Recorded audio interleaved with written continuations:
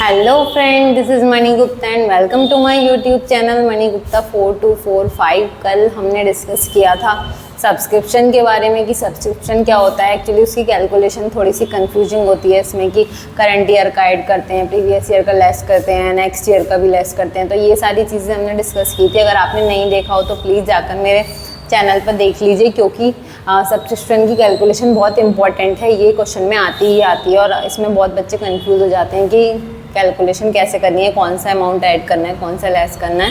तो मैंने पूरा डिटेल में एक्सप्लेन किया है क्वेश्चन के साथ। ठीक है, तो आज हम डिस्कस करते हैं कि इम्पॉर्टेंट पॉइंट और है जो कि हम डिस्कस करेंगे, जो कि आपको इसमें इनकम एंड एक्सपेंडिचर में देखने के लिए मिलेगा। वो है कॉस्ट ऑफ गुड्स कंज्यूम्ड। ठीक है, बहुत सारे ऐसे गुड्स होते हैं ऑर्गेनाइजेशन में जो कि कंज्यूम किए जाते हैं, तो उनकी कॉस्ट क्या होगी, वो करंट ईयर की उनकी कॉस्ट क्या होगी। ठीक है, जैसे कि स्पोर्ट्स गुड्स हो गए, ठीक, मेडिसिन हो गई हॉस्पिटल के लिए, स्पोर्ट्स गुड्स हो गए जो एनजीओ या फिर जो क्या कहते हैं स्पोर्ट्स से रिलेटेड क्लब बना हुआ है उनके लिए। ठीक है, तो इसमें कॉस्ट ऑफ गुड्स कंज्यूम कैसे निकालेंगे, तो इसके लिए फॉर्मूला एक तरीके से है ओपनिंग स्टॉक, जो कि स्टॉक हमें शुरू में दे रखा होगा, प्लस परचेजेस और माइनस क्लोजिंग स्टॉक।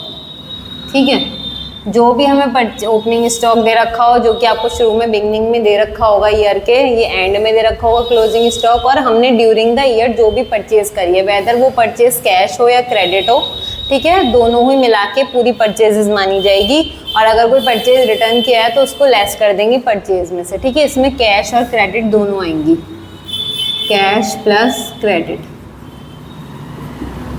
ठीक है, ओके, ठीक। तो अब क्या कहते हैं, हम एक क्वेश्चन के हेल्प से इसको समझते हैं कि कैसे सॉल्व करना है। ठीक, अब मैंने क्वेश्चन है कि हमें अमाउंट निकालनी है स्टेशनरी की, जो कि हमें डेबिट करनी होगी इनकम एंड एक्सपेंडिचर अकाउंट में। ठीक, हमें कैलकुलेशन करनी है इनकम एंड एक्सपेंडिचर, क्योंकि जो स्टेशनरी है वो हमारी रेगुलर बेसिस वाले खर्चे हैं, तो वो डेफिनेटली इनकम एंड एक्सपेंडिचर में आएगी। तो क्या अमाउंट हमें एक्सपेंसेस में लिखी है, अगर हमें ये पूरा दे रखा है। ठीक, तो हमें स्टॉक देख रखा है स्टेशनरी का 15,000। ठीक, अब ओपनिंग स्टॉक मतलब 15,000 दे रखा है। ठीक है, प्लस अब परचेजेस मतलब यहाँ पे पेमेंट की गई है ड्यूरिंग द ईयर 54,000 की पेमेंट की है। इसका मतलब वो परचेज करी होगी तभी तो उस चीज़ की पेमेंट की है स्टेशनरी की। ठीक है, तो वो हो गया 54,000 और लेस है स्टॉक ऑफ स्टेशनरी ऑन 31 मार्च 2021 को, मतलब ये हमारा हो गया क्लोजिंग स्टॉक 2500। तो इसको हम लेस कर देंगे। ठीक, तो हमारी कैलकुलेशन आ जाएगी 69,000 माइनस 2500, तो ये आ गया हमारा 66,500। मतलब ये अमाउंट है हमारी, ये हमारा स्टेशनरी का खर्चा है जो कि हमें डेबिट करना है in the expenses in income and expenditure amount. ठीक है, इसमें आपको स्टेशनरी का दे सकते हैं, इसमें आपको देख सकते हैं कि स्पोर्ट्स का मटेरियल है तो उसकी अमाउंट निकालिए, हॉस्पिटल है तो मेडिसिन की निकालिए। ठीक है, फॉर्मूला सब में यही होगा कि जो ओपनिंग दे रखा है उसमें हमने ड्यूरिंग द ईयर जितनी भी परचेज करी है वो, और क्या कहते हैं, लेस करेंगे क्लोजिंग स्टॉक। और अगर इसमें आपको क्रेडिटर्स भी दे रखे हैं, क्योंकि हम क्रेडिट पे भी परचेज कर सकते हैं, तो जो ओपनिंग क्रेडिटर्स होंगे उनको लेस कर देंगे और क्लोजिंग क्रेडिटर्स को ऐड कर देंगे। ओके, इससे हमारी कैलकुलेशन आ जाएगी कि जो भी हमने एक्सपेंस करें वो जो हमारी अमाउंट इनकम और एक्सपेंडिचर में ऐड होनी है। ठीक है, एक बार आप स्क्रीनशॉट ले लो। ठीक, आइए नेक्स्ट देखते हैं। नेक्स्ट हम डिस्कस करते हैं फंड बेस्ड अकाउंटिंग। ठीक, तो फंड बेस्ड अकाउंटिंग क्या होती है।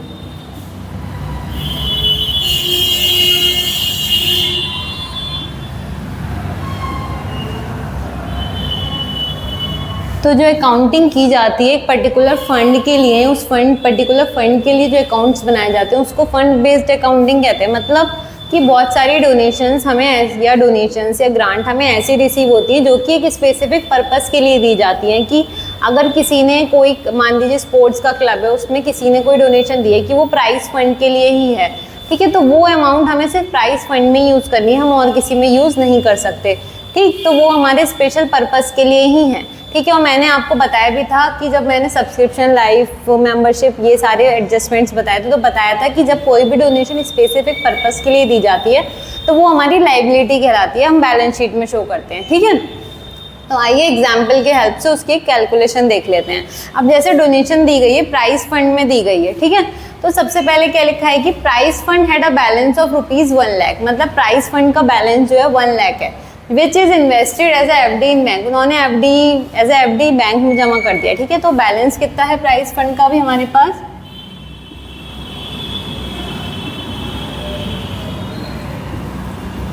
बैलेंस कितना है हमारे पास 1 लाख। ठीक, नेक्स्ट है जिस पे 8% का इंटरेस्ट मिल रहा है, तो इंटरेस्ट मिल रहा है तो वो भी फंड में ऐड होगा डेफिनेटली, तो ऐड कर देंगे 8% इंटरेस्ट, कितना हो गया eight 8000।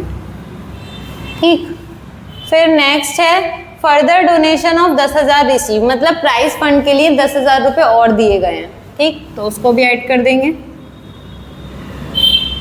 Further donation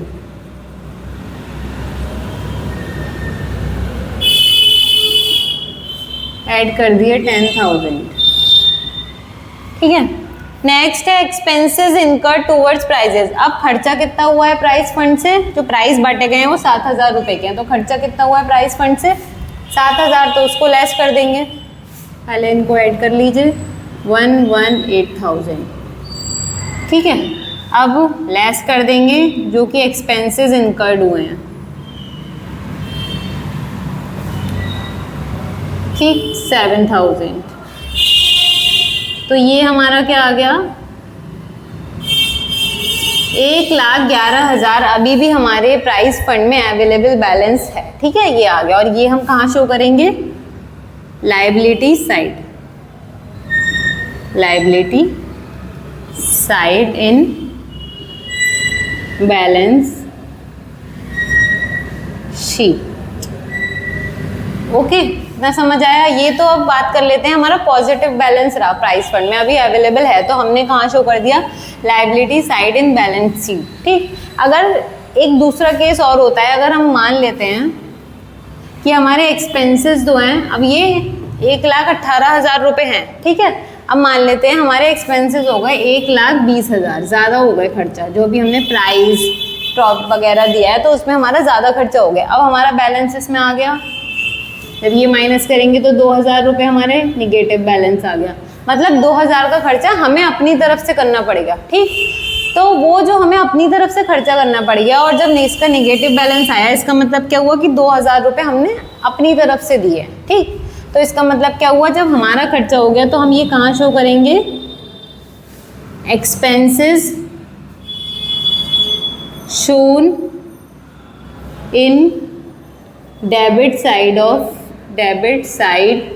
of income and expenditure account. Okay, क्योंकि खर्चा वो अब हमारा हुआ है। ठीक, इसलिए हमने कहाँ शो कर दिया, और खर्चा हम कहाँ शो करते हैं, इनकम एंड एक्सपेंडिचर अकाउंट के डेबिट साइड। ठीक है, तो ये चीज़ इसमें ध्यान रखिएगा कि अगर पॉजिटिव बैलेंस आता है किसी भी फंड का कैलकुलेशन के बाद, तो वो हमारी लायबिलिटी हो जाएगी, हम बैलेंस शीट में शो करेंगे। बट इन केस अगर निगेटिव बैलेंस आ जाता है तो वो हम कहाँ शो करेंगे, इनकम एंड एक्सपेंडिचर अकाउंट में, इन डेबिट साइड, जो एक्सपेंसेस का कॉलम होता है। ठीक है, ओके, क्लियर। एक बार स्क्रीनशॉट ले लो आप इसका।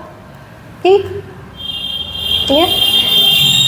अब इसमें नेक्स्ट, अब हम एक क्वेश्चन कर लेते हैं, फिर हमारा एनपीओ ओवरऑल ख़त्म हो जाएगा। बाकी तो ये है कि आप लोग क्वेश्चन की प्रैक्टिस करते रहिए, तो उससे ही आपको और ज़्यादा चीज़ें अच्छे से समझ आएंगी। जो सारी चीज़ें थी वो मैंने आपको बता दी हैं। ठीक है, एक क्वेश्चन मैं आपको करके दिखा देती हूँ, कर लेते हैं हम लोग एक क्वेश्चन साथ में। ठीक है, बाकी आप क्वेश्चंस करते रहिए इसके, जो कुछ भी क्वेरी होगी वो आप कमेंट बॉक्स में कर दीजिएगा, मैं रिप्लाई कर दूंगी या मैं आपकी क्वेरी सॉल्व कर दूंगी। ओके, ठीक है, तो आइए नेक्स्ट क्वेश्चन करते हैं। एक क्वेश्चन देख लेते हैं कि क्वेश्चन कैसे करना है। ठीक है, ये आपको गिवन होगा रिसिप्टेंट पेमेंट अकाउंट। ठीक, इससे हमें बनाना है income and expenditure account, balance sheet at the end वाली, और बैलेंस शीट ओपनिंग वाली। ठीक है, तो थोड़ी जगह की कमी की वजह से मैंने थोड़ा सा छोटा छोटा बनाया है। ठीक है, और इसमें मैंने क्या कहते हैं क्वेश्चन भी प्रॉपर जो है ना, ये इसमें मैंने थोड़े से कम एक्सपेंसेस और ट्रांजैक्शंस थोड़ी कम कर दिए क्योंकि जगह नहीं थी, इसलिए सिर्फ आपको समझाने के लिए, बस आपको समझ आ जाए अच्छे से। ओके ठीक, तो सबसे पहले हम देखते हैं to balance BD। Opening balance है कैश का, तो डेफिनेटली ओपनिंग वाली उसमें आएगा बैलेंस शीट में। टू कैश कितना है 1 लाख। ठीक, फिर है हमारा एंट्रेंस फ़ी, और मैंने आपको बताया था एंट्रेंस फ़ी जो है हमारी इनकम एंड एक्सपेंसेस में जाती है, तो आ जाएगा टू एंट्रेंस फीस। ठीक है 10,000। नेक्स्ट है हमारा सब्सक्रिप्शन। अब सब्सक्रिप्शन क्या है, अभी नीचे आप एडिशनल इन्फॉर्मेशन में पहले एक बार पूरा क्वेश्चन पढ़ लीजिए, उसके बाद सब करना शुरू कीजिएगा। ठीक है, एडिशनल इन्फॉर्मेशन में क्या है, बिगनिंग में बुक्स दे रखी हैं तो बुक्स के साथ इसकी कैलकुलेशन होगी। एंड नेक्स्ट दे रखा है हमें सब्सक्रिप्शन का आउटस्टैंडिंग, क्लोजिंग भी और ओपनिंग भी। ठीक है, तो अब सब्सक्रिप्शन देख लेते हैं। अब हमें सब्सक्रिप्शन जो इस ईयर मिला है वो हमें ये मिला है, सब्सक्रिप्शन कितना मिला है हमें 2,20,000।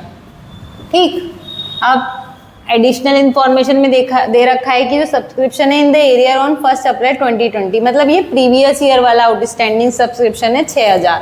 ठीक, तो मैंने बताया था जब वो प्रीवियस ईयर का होगा तो वो हम अभी वाले में से लेस करेंगे क्योंकि हम वहाँ पे प्रीवियस ईयर में वो चीज़ पहले ही ऐड कर चुके हैं। ठीक, और एट द एंड 7,000 मतलब ये करंट ईयर का, और करंट ईयर की हर चीज़ ऐड करनी है। ठीक है, तो ऐड कर देंगे करंट ईयर का 7,000 और लेस कर देंगे प्रीवियस ईयर का 6,000। ठीक, तो ये हमारा आ जाएगा 0,0,0,1 2 22 22 क्या कर दिया मैंने 2,21,000। ओके ठीक है, नेक्स्ट आता है लीगेसी। ठीक, लीगेसी डोनेशन मतलब मैंने आपको बताया था कि अगर लीगेसी है तो अगर जनरल पर्पस के लिए है तो इनकम एंड एक्सपेंडिचर में आएगी, और अगर स्पेसिफिक के लिए तो हमारी लाइबिलिटी में आएगी। लेकिन यहाँ पे कुछ भी मेंशन नहीं है, तो यही है कि ये जनरल पर्पस के लिए है, तो यहाँ पे आ जाएगा टू लीगेसी। टू लीगेसी में आ जाएगा 50,000। ठीक, अब नेक्स्ट देख लेते हैं पेमेंट्स जो एक्सपेंसेस हुए हैं, रेंट और टैक्सेस पे किए हैं, तो बाय सॉरी यहाँ पर मैंने गलत कर दिया, टू यहाँ पे बाय आता है, बाय क्रेडिट साइड में हमेशा बाय, और यहाँ पे आ जाएगा टू रेंट एंड टैक्सेस। ठीक है 40,000। नेक्स्ट हमने सैलरी पे है तो सैलरीज 1,09,000। ठीक है, नेक्स्ट है electricity charges, to electricity charges कितना आ जाएगा 6,200। ओके, नेक्स्ट है office expenses, to office expenses. ठीक 40,000। ठीक है, अब बाई बुक्स हमारा लाइबिलिटी में आएगा। ठीक, और हमारा इन्वेस्टमेंट ये भी एसेट में आएगा, और बैलेंस CD अब ये हमारा क्लोजिंग है तो ये हमारी क्लोजिंग वाली में आ जाएगा कि क्लोजिंग में हमारे पास कितना कैश अवेलेबल है 43। अब आप देखो यहाँ पे बिगनिंग में भी दे रखा है बुक्स का, मतलब इतनी बुक्स हमारे पास थी, ये एसेट हमारे पास है, तो यहाँ पर आ जाएगा 3 लाख। ठीक है, और एक चीज़ और यहाँ क्या आएगी, सब्सक्रिप्शन आउटस्टैंडिंग, क्योंकि आउटस्टैंडिंग जो है वो भी तो है, अब हमारे इनकम में तो यहाँ पे लिखेंगे डेफिनेटली। ठीक है, सब्सक्रिप्शन आउटस्टैंडिंग अभी हमें मिलेगा। ठीक, तो 6,000, और जो सब्सक्रिप्शन हमारा एंड में है वो यहाँ आ जाएगा, सब्सक्रिप्शन आउटस्टैंडिंग, वो क्लोजिंग बैलेंस शीट में आ जाएगा 7,000। ठीक, अब यहाँ पे क्या रह गया, बाई इन्वेस्टमेंट है, तो इन्वेस्टमेंट हमारी एसेट ऑफ कोर्स, तो इन्वेस्टमेंट के नाम से आ जाएगा 1,40,000। ठीक, अब क्या रह गया था यहाँ पे, बुक्स और रह गई थी। अब बुक्स क्या है, बिगनिंग में हमें दे रखा है, ठीक, बिगनिंग वाली, ठीक, और उसके बाद क्या हमने यहाँ पे इतनी और परचेज करी है, तो टोटल लिख देंगे बुक्स का। तो 3 लाख में 31,200 ऐड करेंगे तो 331,200 हो जाएगा, ठीक है। अब जब हमारी जो प्रीवियस वाली बैलेंस शीट है उससे हमें क्या होता है, हमने यहाँ पे एसेट तो लिख दी, लायबिलिटी कुछ हमारी ऐसी है नहीं इसमें, ठीक है। तो लायबिलिटी में हमें पता है इधर हम कैपिटल लिखते हैं, तो हमारा कैपिटल मिल जाएगी हमें, ओपनिंग कैपिटल, ये कैपिटल फंड भी बोल सकते हैं, ठीक। तो हम इसका टोटल कर लेंगे, तो ये हमें ओपनिंग कैपिटल मिल जाएगी, कितना हो गया, 4,06,000। तो ये हमारी ओपनिंग कैपिटल हो गई 6,000, ठीक है, 4,06,000, ओके, ठीक। अब ये हमारी कैपिटल हमें मिल गई 4,06,000, ठीक है। अब इससे हमारा इनकम एंड एक्सपेंडिचर हमारी सारी हो गई, सारे एक्सपेंसेस लिख लिए, सारी इनकम लिख लिया। अब इससे देखते हैं कि बैलेंस किसका ज़्यादा है, कर लेंगे। इसका बैलेंस हो जाएगा 0,0,0,1, 5 और 2 7 और 1 8 और 2,81,000। और इसका है हमारा, इसका बैलेंस अगर करेंगे तो इसका हो जाएगा 0,02 और ये आ जाएगा 9 और 6 15 का 5, 1 कैरी 4 5 5 और 4 9 1, ठीक है, 1,95,200। मतलब इधर का कम है तो डेफिनेटली जब हमारा एक्सपेंसेस कम है इनकम ज़्यादा है तो हमारा सरप्लस हो गया ना, तो 2 सरप्लस के नाम से लिख देंगे जितना भी हमारा कम है, ठीक है, 281,000,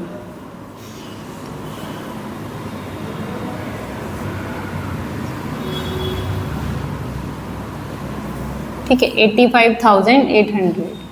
एक बार आप फिर भी कैलकुलेटर से चेक कर लेना, मेरे पास कैलकुलेटर अवेलेबल नहीं है, ठीक है, ठीक। तो हमारा अब जो भी हमारा सरप्लस आएगा उसको हम अपनी कैपिटल में ऐड कर देते हैं। जैसे प्रॉफिट एंड लॉस में प्रॉफिट आता है तो प्रॉफिट कैपिटल में ऐड करते हैं बैलेंस शीट में, उसी तरीके से सरप्लस है, सरप्लस हम इसमें ऐड कर देंगे, ठीक। और यहाँ पर लिख देंगे अमाउंट 8 6 और 5 11 9 4, ठीक है, यहाँ पे अमाउंट लिख देंगे। बाकी कुछ हमारा गिवन नहीं है, बस इसका टोटल कर देंगे। और इसका टोटल अभी मैच नहीं करेगा क्योंकि मैंने कुछ आपको बताया कि जगह की वजह से मैंने कुछ एक्सपेंसेस ऐसे हैं जो क्वेश्चन में से कुछ ट्रांजैक्शंस हटा दिए, तो इसलिए भी प्रॉपर मैच नहीं करेगा, ठीक है। बट आपको तरीका बताया है कि कौन सी कैलकुलेशन कैसे कहाँ करनी है, ठीक। और अगर यहाँ पे मान लीजिए एक्सपेंसेस ज़्यादा होते, इनकम कम होती तो डेफिसिट आ जाता, और डेफिसिट मतलब लॉस एक तरीके से, तो इसलिए लॉस हम कैपिटल में से ऑब्वियसली माइनस करते हैं, ठीक है। तो ओपनिंग बनाते हैं कैपिटल, कैपिटल फंड निकल से आता है, उससे बैलेंसिंग फिगर से वो हमारी कैपिटल बन जाती है। फिर जो सरप्लस होगा तो ऐड कर देंगे, डेफिसिट होगा तो लेस कर देंगे, ठीक है। और जो ओपनिंग बैलेंस होता है रिसिप्ट का वो हमारा बैलेंस शीट ओपनिंग में चला जाता है, क्लोजिंग वाला जो क्लोजिंग बैलेंस शीट होती है उसमें चला गया। बाकी एसेट चली जाएंगी, एसेट की अगर कोई प्रीवियस दे रखी है तो वो प्रीवियस वाले में शो करेंगे, और अभी ड्यूरिंग द ईयर कोई खरीदी है कुछ करा है तो सब एडजस्टमेंट करके हमने बुक्स का जैसे आपको दिखाया था यहाँ पर टोटल लिख दिया, ठीक। अगर डेप्रीसिएशन है तो डेप्रीसिएशन बुक्स का माइनस हो जाता अगर होता तो कोई, ठीक है। बाकी सारे ये एक्सपेंसेस हैं, सारी इनकम है, ठीक। होप सो आपको समझ आया हो, बस स्क्रीनशॉट आप ले लो इसका, ठीक है। और आप मेरी पुरानी भी इजी वीडियोस देख लेना, जो मैंने स्टार्टिंग वाली भी सारी समरी बताई है, subscription, cost of goods consume, ठीक, फंड बेस्ड अकाउंटिंग, इन सब की कैलकुलेशन भी मैंने अलग अलग बताई है, जैसे कि आपको सारी समझ आ जाए, ठीक। तो पुरानी वीडियोस आप मेरी एक बार रिकॉल कर लेना, देख लेना, जिससे कि आपको ये क्वेश्चन करने में प्रॉब्लम ना हो, ठीक है। तो हमारा एनपीओ यहाँ पे ख़त्म होता है। बाकी क्वेश्चन आप प्रैक्टिस करते रहना, अगर कोई प्रॉब्लम हो तो आप कमेंट बॉक्स में कमेंट कर सकते हो, ठीक है। आज के लिए इतना ही, अब मिलते हैं न्यू चैप्टर के साथ। Okay, bye bye.